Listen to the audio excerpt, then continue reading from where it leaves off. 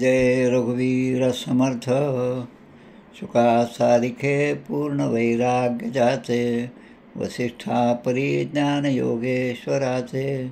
कवी वाल्मिका सारिखा मान्य ऐसा, नमस्कार माझा सद्गुरु रामदासा. श्रीराम मला वाटते अंतरी त्वा वसावे, तुझ्या दासबोधासी त्वा बोध व्हावे. अपत्यापरी पाववी प्रेमग्रासा, महाराज या सद्गुरु रामदासा. जय जय रघुवीर समर्थ.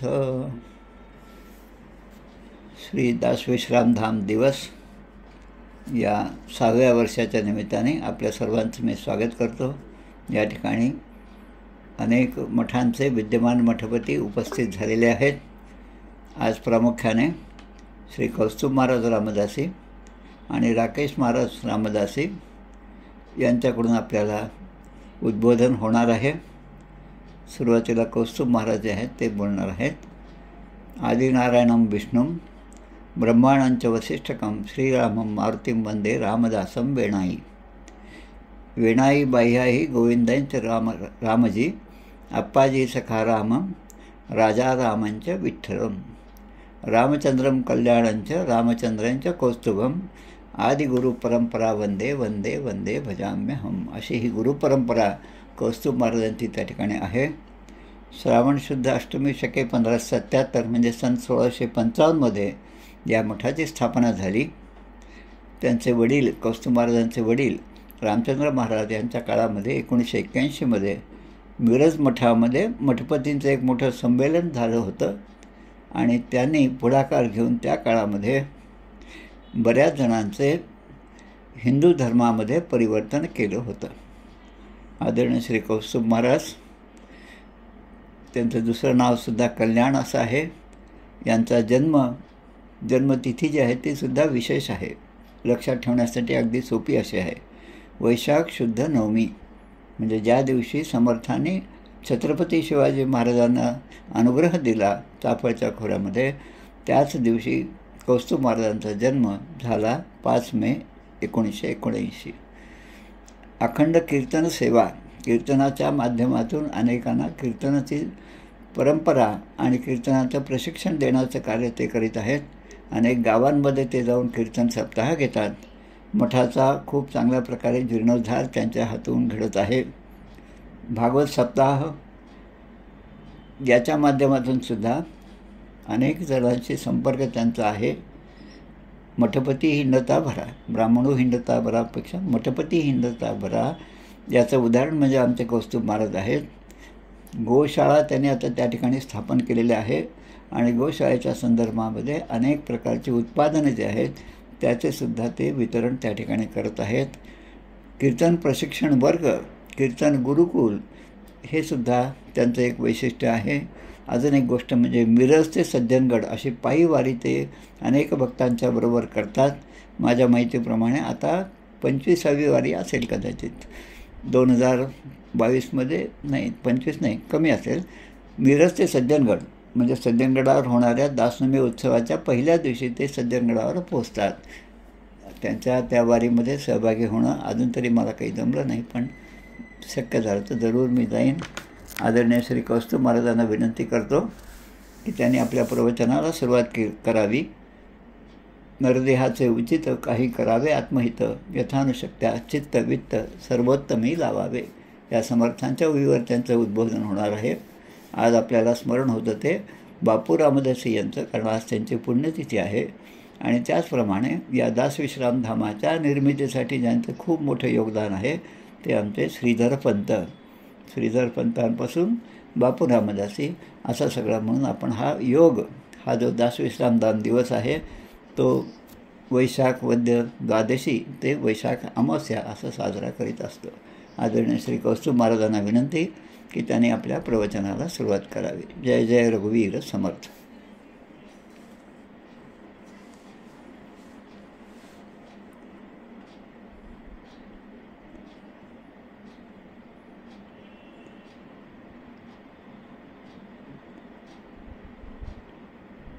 जय जय रघुवीर समर्थ. गणा वंशजो ईश सर्वा गुणांचा, मुळारंभ आरंभ तो निर्गुणाचा. नमो शारदा मूळ चत्वार वाचा, गमू पंथ आनंद या राघवाचा. तुका सारिखे पूर्ण वैराग्य ज्याचे, वशिष्ठा परी ज्ञान योगेश्वराचे. कवी वाल्मिका सारिखा मान्य ऐसा, नमस्कार माझा सद्गुरु रामदासा. वृंदावनासी बहुशांत काया, चाफा फुलला बहुवेडी निष्ठा. समाधी वरी वर्षत आहे गुरुला, नमस्कार माझा समर्थ वेणा पदाला. जय जय रघुवीर समर्थ, महारुद्र हनुमान की जय. सद्गुरु समर्थ रामदास स्वामी महाराज की जय. सद्गुरु वेणा स्वामी महाराज की जय. सद्गुरु आत्माराम महाराज की जय. सब संतन की जय. जय जय रघुवीर समर्थ. आदिनारायणं विष्णु ब्रह्माणं च वसिष्ठकं, श्रीरामं मारुतिं वन्दे रामदासं च गद्गुरुं. अखिल गुणनिधान भक्तवत्सल आराध्य दैवत प्रभू रामचंद्र, उपास्य दैवत मारुती राय, सद्गुरु समर्थ रामदास स्वामी महाराज, सद्गुरु वेणा स्वामी महाराज या स्थानामध्ये ते ज्ञानसत्र सुरू आहे. या स्थानातील सर्व अधिष्ठित देवता, उपस्थित सर्व ऑनलाईन साधक, परमश्रद्धेय सर्व मठपती, महंत आणि श्री डॉक्टर रत्नाळेकर काका, आपणा सर्वांच्या हृदयस्थ परमात्म्याला वंदन करून चिंतनाला प्रारंभ करूया. नरदेहाचे सार्थक, काही करावे आत्महित, यथानुशक्त्या चित्त वित्त सर्वोत्तमी लावावे.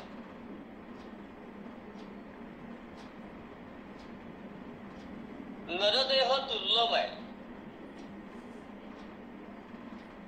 किती दुर्लभ आहे तर समर्थ म्हणतात की धनाने आपल्याला अनेक प्रकारची रत्न विकत घेता येतील, धनाने पैशाने आपल्याला हव्या त्या गोष्टी घेता येतील, पण आपल्याला नरदेह मिळेलच याची शाश्वती नाही. समर्थ म्हणतात मौले अनर्घे रत्ने येती, परी चिंतामणीन ये हाती, नाना योनिये जन्म येती, परी मनुष्य देह दुर्लभ. एका सराफाच्या दुकानात एक गृहस्थ गेला आणि त्यांनी त्या सराफाला म्हटलं की मी तुम्हाला म्हणेल तेवढं धन देईन, पैसा देईन, मला एक रत्न विकत पाहिजे.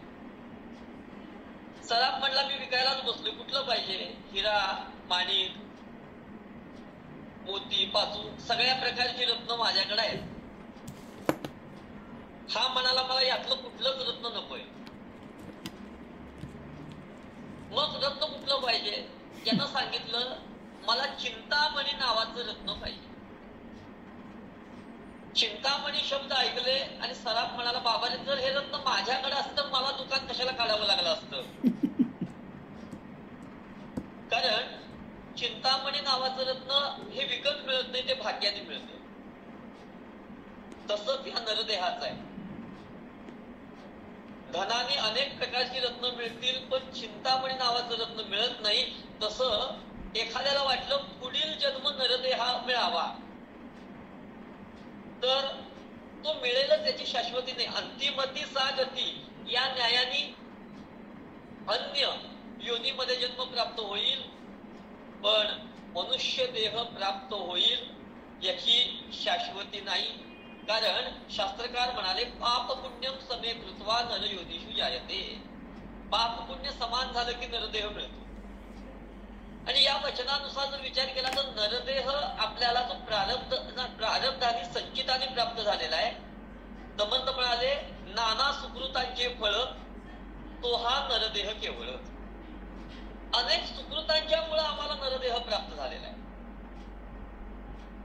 त्यासाठी पण नरदेह मिळाला, तो पुन्हा चांगल्या कुटुंबामध्ये मिळाला, चांगल्या संगतीमध्ये मिळाला. आपण भाग्यवान आहोत की समर्थांच्या विचारांच्या या परिवारामध्ये आपण जन्माला आलेलो आहोत. म्हणजे आपण किती भाग्यवान आहोत.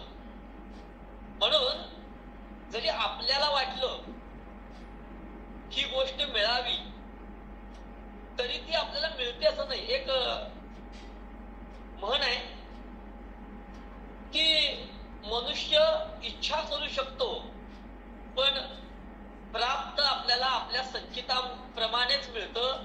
म्हणून मॅन प्रपोजेस, गॉड डिस्पोजेस. मनुष्य इच्छा करू शकतो, म्हणून आम्हाला पुढचा जन्म हा नरदेह मिळेलच याची शाश्वती नाही, पण तो दैवयोगाने आम्हाला मिळालेला आहे. म्हणून दैवयोगे आलो शरण समर्थांची असं श्रीधर स्वामी महाराज पण म्हणाले की आम्हाला दैवयोगाने नरदेह मिळालाय. मग असा सुंदर नरदेह मिळाल्यानंतर काय करावं? समर्थ म्हणाले नरदेहाचे सार्थक. या देहाच्या माध्यमातून आपलं सार्थक, नरदेहाचं सार्थक काहीतरी आत्मकल्याण साधावं. नरदेहाचं सार्थक म्हणजे काय? जन्माला आल्यानंतर आपण झोपतो, उठतो, जेवतो, खातो, फिरतो. हे सगळेच प्राणी, सगळे जीव करतात. पण असे काही विशेष ठराविक की जे नरदेह प्राप्त झाल्यानंतर सुद्धा आत्मकल्याणाचा विचार करतात. तो किती संख्येमध्ये आहे? तर ही संख्या जर आपण विचार करायचा झाला तर ती लाखामध्ये एक आहे. म्हणजे सुभाषित लिहिते ते शतेषु जायते शूराः. 100मध्ये एक शूर असतो. सहस्रेषु पंडिता, 1000मध्ये एक पंडित असतो. वक्ता दश सहस्रेषु, 10,000 एक वक्ता असतो. आणि दाता भौतिकवान वा. पण आपण असा जर विचार केला तर एखादा उपासक, साधक, आत्मकल्याण साधणारे असे लाखामध्ये एक असतात. आणि त्या लाखांमध्ये सुद्धा एक जो आत्मकल्याणाचा विचार करून त्या मार्गाने जाणारा असतो. आणि कोटी संख्येमध्ये त्यातील आत्मकल्याण साधणारा असतो. मग असा जर विचार केला तर आपण ज्या मार्गामध्ये आहोत किंवा जाणार आहोत किंवा ज्या मार्गातून आपण आत्मकल्याण साधण्याचा प्रयत्न करतोय, खरंच आपण भाग्यवान नाही का की आम्ही काहीही न करता सहज समर्थांच्या छत्रछायेखाली आलो, समर्थांच्या विचारांमध्ये आलो. आणि आज आपल्याला जे महत्व आहे, आज आपल्याला जे समाजामध्ये मान आहे, जर आपण सहज जरी विचार केला तर तो कुणामुळे आहे? तर तो आपल्याला समर्थांच्यामुळे आहे. आणि म्हणून त्या समर्थांनी सांगितलेल्याच विचारांचा जर आपण विचार केला तर काही करावे आत्महित. काही करावे म्हणजे काहीतरी करावेच नाही, तर काही करावे आत्महित. म्हणजे जे करायचं आहे ते आत्महिताचंच करायचं आहे. आम्ही कर्म करतो, पण ते कर्म केल्यानंतर त्यातून प्राप्त काय होणार आहे याचा विचार आम्ही आधी करत नाही. म्हणून गीता पण सांगते ना, कर्मण्येव अधिकारस्ते मा फलेषु कदाचन. आम्ही कर्म करतो, आम्ही अर्थ घेतो कर्म करत राहा, फलाची अपेक्षा करू नकोस. पण खरा अर्थ असा आहे की कर्म करण्यापूर्वी विचार कर. एकदा का कर्म घडलं की मग त्याचं जे फळ आहे ते भोगावंच लागेल, त्याला पर्याय नाहीये. म्हणून कर्म करतानाच विचार करायचा की आपल्याला फळ काय आहे. मग नरदेह मिळाल्यानंतर आम्हाला तर कर्म करायचं आहे. मग कर्म कोणतं असावं? केलेची करावे कर्म. समर्थ म्हणाले कर्म मार्गे उपासना, उपासका सापडे ज्ञान, ज्ञाने मोक्षाची साधने. मग नरदेहाचं सार्थक कशामध्ये आहे? तर आत्मकल्याणामध्ये. म्हणून आपल्या आत्मकल्याणाचा विचार करायचा. आपण किती जन्म भोगले? अनेक जन्म भोगले. श्रीधर स्वामी म्हणाले कितीतरी जन्म सोशिले, पुन्हा गरबा यावे लागले. दुःख उदंड भोगिले, कैसा न एक कंटाळा. किती दुःख भोगलं?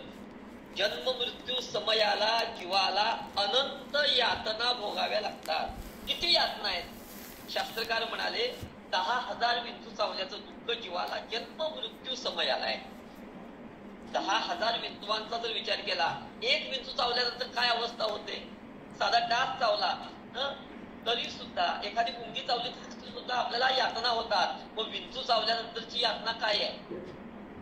मग हा एक विंचू चावल्यानंतर काय अवस्था होत असेल? मग 10,000 विंचू चावल्यानंतरची अवस्था काय असेल? बघा, एक दृष्टांत म्हणून सांगतो की एक ग्रस्त होता, कीर्तन ऐकायला निघाला. रात्रीची वेळ होती. पूर्वीच्या काळी रात्री कीर्तन असायचं. आणि तो रस्त्याने जात होता. निम्म्या वाटेपर्यंत पोहोचला. काहीतरी आठवलं, परत घरी आला. आणि घरी आल्यानंतर त्यांनी पत्नीला हाक मारली. तिनं जरी दरवाजा लावलेला, कडी लावलेली, यांना हाक मारली. तिनं विचारलं, काय हो कीर्तन आज होणार नाही का? रद्द झालं का? तो म्हणाला कीर्तन नाही. मग का आला? काय नाही म्हणाला. संध्याकाळची देवाची आरती केल्यानंतर देवघरातला दिवा चालू आहे का बंद आहे ते बघायचं विसरलो. ते आठवलं म्हणून परत आलो. ती म्हणाली एवढ्यासाठी एवढा आलात? हो म्हणाला. म्हणजे तेवढा दिवा चालू आहे का बंद आहे तेवढं बघ. कडी काढू नकोस, दरवाजा उघडू नकोस. ती म्हणाली देवघरातला लाईट बंद आहे, पण तुम्ही मला दरवाजा उघडू नको का म्हणाला? कडी काढू नको का म्हणाला? तो म्हणाला ती कडी काढल्यामुळं, तो दरवाजा काढल्यामुळं, उघडल्यामुळं तो दरवाजा, ती कडी झिजेल की म्हणते.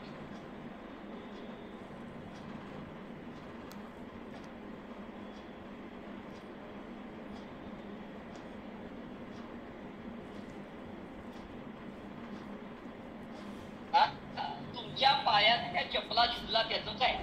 तोही कमी.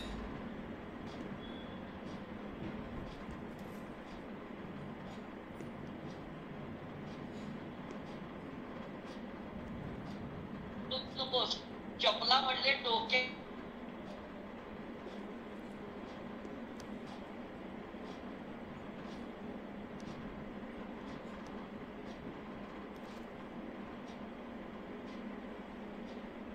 आणि त्याचा स्वभाव. त्याने नांगी मारली, मटकन खाली बसला, ओरडायचा प्रयत्न केला, नरड्यातनं आवाज येईना. एक विंचू चावल्यानंतर ही अवस्था आहे. मग 10,000 विंचू चावल्यानंतर काय अवस्था होत असेल? म्हणून आता ही विंचू म्हणजे तरी काय आहे? तर नाथांचं भारूड आहे. याबद्दलही फार काही मी आता बोलत नाही, कारण आपला मुख्य विषय आहे की आपल्याला जन्म मृत्यू समयाला अनंत यात नाही. आणि म्हणून हा नरदेह मिळाल्यानंतर आत्मकल्याण साधावं. मग आत्मकल्याण साधण्यासाठी काय उपाय आहे? काही करावे आत्महित यथानुशक्त्या चित्त वित्त सर्वोत्तमी लावावे. आपलं चित्त, आपलं वित्त, कारण जगण्यासाठी पित्त आवश्यक आहे शरीरात. परमार्थासाठी, प्रपंचासाठी वित्त आवश्यक आहे. आणि परमार्थामध्ये चित्त आवश्यक आहे. म्हणून आपलं चित्त आणि वित्त हे दोन्हीही आपण ते परमार्थामध्ये लावावं, त्या भगवंतासाठी लावावं. कारण हा नरदेह ईश कार्यासाठी लावावा. म्हणून सदा देव काजी झिजे देह ज्याचा, सदा राम नामे वदे नित्य वाचा, स्वधर्मेची चाले सदा उत्तमाचा, जगी धन्य तो दास सर्वोत्तमाचा. आम्ही समर्थांचे दास आहोत. मग तो कसा असावा? तर तो समर्थांच्या सारखा असावा, राम जसा होता तसाच रामाचा दास असावा, ही समर्थांची अपेक्षा. म्हणून काया वाचा मने समर्थ म्हणतात, यथार्थ रामी रमणे आणि तरीच श्लाघ्यवाणे रामदासते. आत्माराम महाराजांच्या अभंगांचा जर आपण विचार केला, या दासविश्राम धाम या ग्रंथाचा जर विचार केला तर अनंत उपकार आपल्यावर आत्माराम महाराजांचे, कारण त्यांच्यामुळं आपल्याला समर्थांचं चरित्र प्राप्त झालं. प्रसंग असा आहे की समर्थांनी सांगितलेलं काम कल्याण स्वामी करायचे आणि त्यातून काही जर वेळ मिळाला तर कल्याण स्वामी काय करायचे, तर आपल्या शिष्यांना समर्थांच्या बद्दल गोष्टी सांगायचे, समर्थ चरित्र सांगायचे, समर्थांच्या सानिध्यात आलेले अनुभव सांगायचे, प्रचिती सांगायचे. आणि हे सगळं ते आपल्या शिष्यांना, आपल्या बंधूंना, गुरुबंधूंना सांगायचे. आणि त्यामुळं असं हे कल्याण स्वामींचं बघा, कल्याण स्वामींच्या पण समर्थांचे सगळे शिष्य कसे आहेत तर ते समर्थच आहेत. कल्याण स्वामींच्यावर एक आरोप केला जातो. आत्माराम महाराजांनी दास विश्राम धाम ग्रंथ दिला आणि समर्थांचं पूर्ण चरित्र आपल्याला त्या माध्यमातून मिळालं. अर्थात ते कल्याण स्वामी, जगन्नाथ स्वामी अशा या पद्धतीनं ते परंपरेने आत्माराम महाराजांच्या पर्यंत आला असेल आणि ते त्यांनी शब्द रूपामध्ये, शब्द ब्रह्मामध्ये ते आपल्या समोर मांडलंय. मग कल्याण स्वामींनी समर्थांचं चरित्र का लिहिलं नाही असा आपल्या मनात विचार येईल. काही जण म्हणतात समर्थांच्या सानिध्यात राहिलेले कल्याण स्वामी यांनी समर्थांचं चरित्र का लिहिलं नाही. बघा का लिहिलं नाही, समर्थांनी लिहिलं नाही. वेणा स्वामी सुद्धा समर्थांच्या सानिध्यात राहिल्या, त्यांनीही समर्थांचं चरित्र लिहिलं नाही. का लिहिलं नसेल याचं कारण आहे बघा, देव पहावया गेलो आणि देवच येऊन ठेलो. आता देव बघायला गेल्यानंतर देव भेटला, पुन्हा देव पाहिला सांगता येईल का. कल्याण स्वामी समर्थांच्या सानिध्यामध्ये राहिले. बघा आपल्याला सोनं फार आवडतं बघा, चित्त वित्त सर्वोत्तमी कशी लावावं, तर कल्याण स्वामींच्या चरित्रामध्ये आपल्याला बघायला मिळेल की कल्याण स्वामी समर्थांच्या सानिध्यामध्ये आले. आपल्याला सोनं फार आवडतं, सुवर्ण फार आवडतं. समजा परमेश्वराची कृपा झाली आणि परमेश्वराने आपल्याला जर नतशिकांत सोन्याचं बनवलं, पुन्हा सोनं मागावं वाटेल. तसं समर्थांच्या सानिध्यात कल्याण स्वामी आले, समर्थ रूप झाले. आता समर्थ रूप झाल्यानंतर पुन्हा वेगळं समर्थ चरित्र काय लिहिणार, कारण त्यासाठी पुन्हा प्रवृत्तीमध्ये यावं लागेल, कारण त्यासाठी पुन्हा वेगळं व्हावं लागेल. आनंद स्वामींचा अभंग आहे बघा. आनंद स्वामी म्हणाले, आनंद स्वामी परात्पर दाता केली कृपेची छाया. आनंद स्वामींच्या चरित्रात की त्यांना समर्थाने आपलं गंध लावलं, चंदन मुठी त्यांच्या अंगाला बसली आणि ती अनुभूती ते अनुभवले. त्यांना वाटलं की हे स्नान केलं, चंदन निघून गेलं तर मला पुन्हा ती अनुभूती नष्ट होईल, पण ती अनुभूती नष्ट होणारी नव्हती, ती कायम टिकणारी होती. म्हणून ते आजच्या भाषेत जर सांगायचं तर शक्तिपात पद्धतीनं ते समर्थ चरित्र कल्याण स्वामी, जगन्नाथ स्वामी अशा पद्धतीनं शिवराम स्वामी, आत्माराम स्वामी या सगळी या परंपरेपासून त्या आत्माराम महाराजांच्या माध्यमातून ते शब्द रूपामध्ये, ओवी रूपामध्ये आणि दास विश्रामधाम ग्रंथाच्या रूपाने ते समर्थ चरित्र म्हणजे समर्थच प्रगट झाले शब्द रूपाने. म्हणून नरदेहाचं सार्थक काही करावे आत्महित. मग आत्महिताचाच विचार करायचा आहे तर असं कार्य समर्थांना, पुन्हा समर्थांचं वाङ्मय प्रसिद्ध लोकांपर्यंत, जनसामान्यांपर्यंत पोहोचवण्याचं कार्य जर कुणी केलं असेल तर ते परमश्रद्धेय समर्थ हृदय शंकर श्रीकृष्णदेव यांनी केलं. काकांची सवयी पण आहे याबद्दल.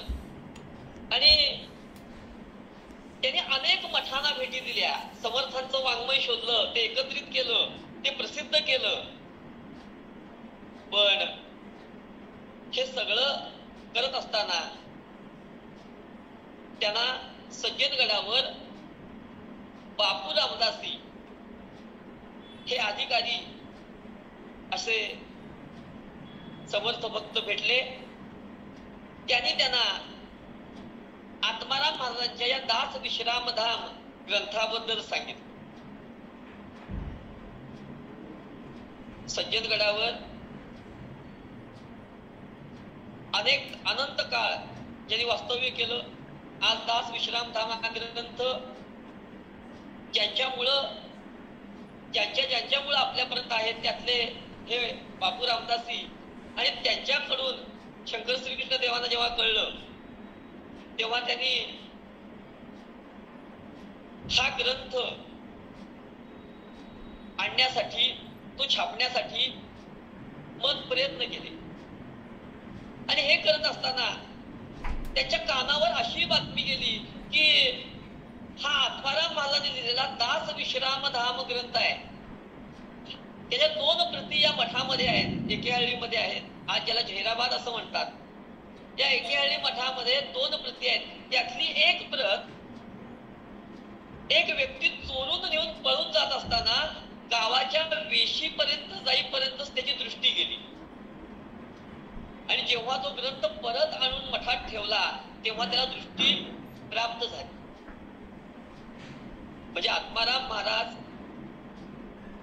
या दासविश्रामधाम ग्रंथाशी किती एकरूप होते, ते समर्थ रूपच होते, ही आपल्याला प्रचिती येते. आता हा ग्रंथ इथं तिथनं तर मठातनं तो आणणं शक्य नाहीये. मग याची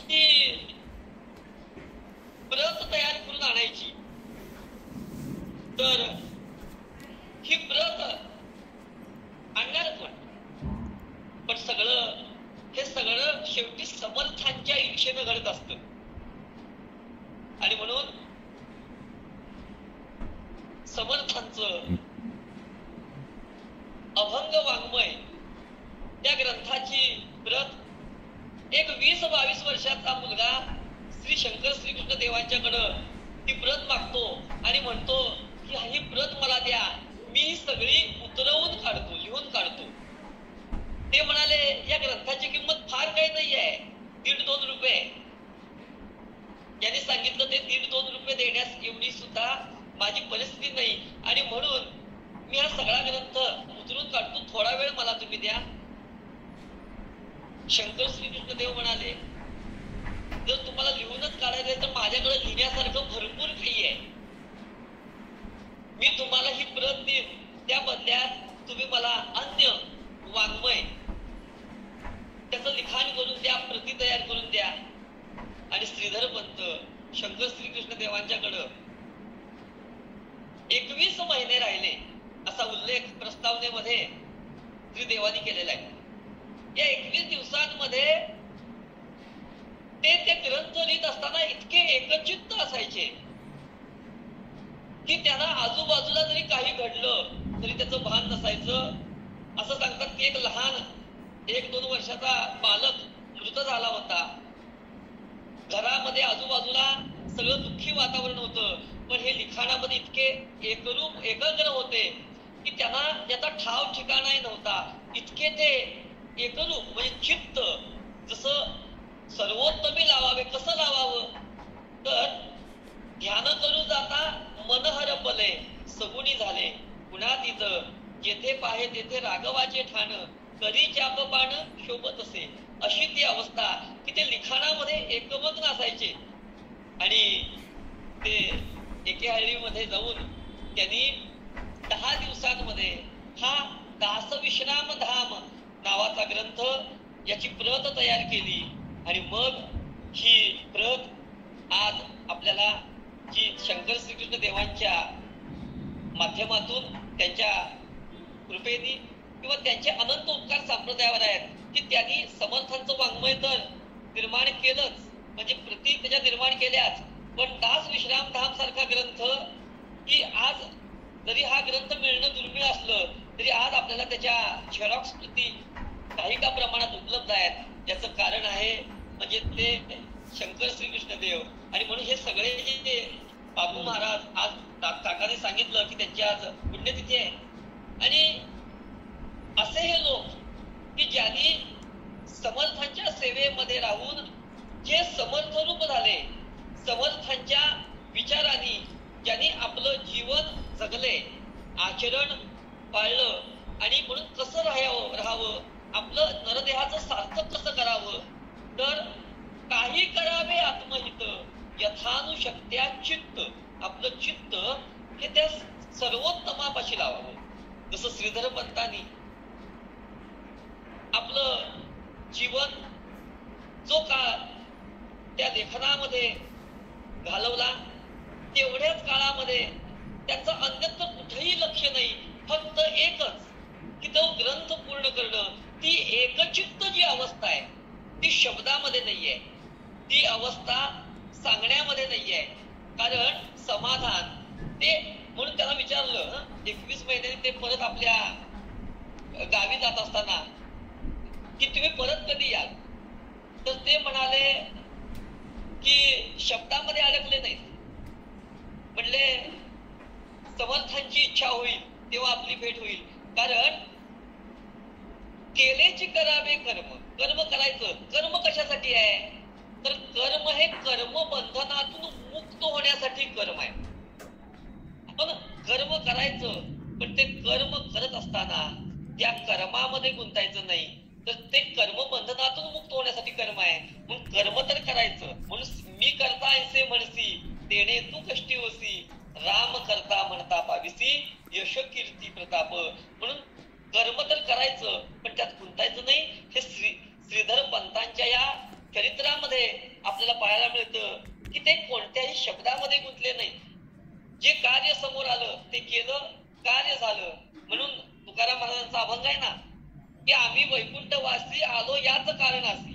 कशासाठी आलो, कार्य केलं, कार्य संपलं, निघून गेले, पुन्हा तिथं गुंतून नाही. पण पक्षी आकाशात उडतात, अंगणात येतात, पक्षी अंगणी उतरती, ते का गुंतून राहती.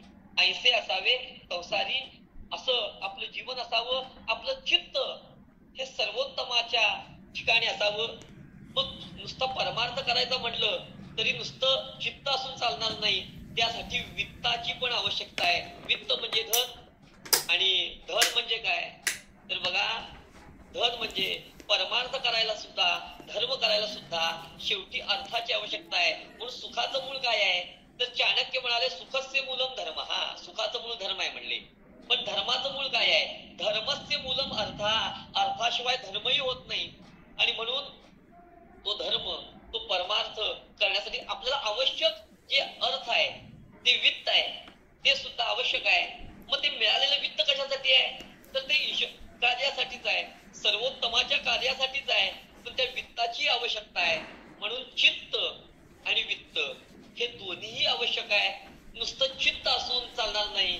आणि म्हणून प्रपंच आणि परमार्थ हे दोन्ही जसं नाण्याच्या दोन बाजू आहेत, परमार्थ आणि प्रपंच आणि परमार्थ, तसं चित्त आणि वित्त हे सुद्धा दोन्ही आवश्यक आहे. हे दोन्ही त्या सर्वोत्तमाच्या कार्यामध्ये लावावं. नरदेह हे माध्यम आहे. भागवतकार म्हणाले नरदेह माध्यम सुलभम सुदुर्लभम. हे साधन आहे, हे आपल्याला दैवयोगाने मिळालेलं आहे. आणि दैवयोगाने मिळालेल्या या नरदेहाचा उपयोग आपल्या आत्मकल्याणासाठी करून घ्यावा. शेवटी आपण समर्थांच्या सानिध्यात आहोत. समर्थाने आपल्याला बोलवून घेतलेलं आहे. समर्थांचं कार्यासाठी आपण आलेलो आहोत. कारण समर्थानेच आपल्याला ही प्रेरणा दिलेली आहे. मग ते कार्य करत आपलं चित्त वित्त हे त्याच्याच चरणी लावावं. आणि समर्थांना अपेक्षित असलेलं कार्य, समर्थ कार्य समर्थानेच आपल्या माध्यमातून करून घ्यावं, अशी समर्थांच्याकडेच प्रार्थना करावी. कारण मी करतो म्हणलं तर ते होणार नाही. कारण मी येतो म्हटलं तरी मला येता येणार नाही, मी करतो म्हटलं तरी मला करता येणार नाही. कारण हिंदी दोहा आहे की आम्ही करतो म्हणतो, आम्ही येतो म्हणतो, आम्ही एखादी आश्वासनं देतो, पण ती पूर्ण होतात असं नाही. एक हिंदी दोहा आहे, नए दिन नए वादे होते रहते हैं, मंदिर वही आते हैं जिन्हें भगवान बुलाते हैं. तसं समर्थांचं कार्य समर्थ ज्यांच्याकडून ते करून घेऊ इच्छितात त्यांच्याकडूनच समर्थ करवून घेणार आहेत आणि म्हणून तेवढेच लोक ऑनलाईन सुद्धा उपस्थित आहेत. जेवढ्याने समर्थाने बोलवलं तेवढेच आपण इकडे एकत्र येतो, तेवढं कार्य करतो.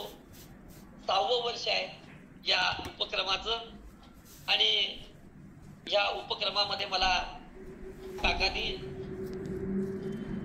जी चिंतन मांडायची संधी उपलब्ध करून दिली त्याबद्दल त्यांचे आभार मानतो. आपण सर्व उपस्थितांच्या हृदयस्थ परमात्म्याला वंदन करतो.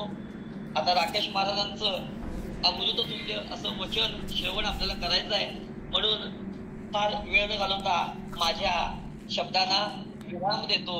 रामा मी तव दास दास म्हणवी, माते कशाचे भय, रामा जाईल ज्या स्थळी सुखगना, होईल तेथे जय. रामा या भुवनत्रयी तुझविणे, नाही तुझा तारक, रामा तू सकलार्थ पूर्ण करीसी, तू तातमी बालक. जय जय रघुवीर समर्थ.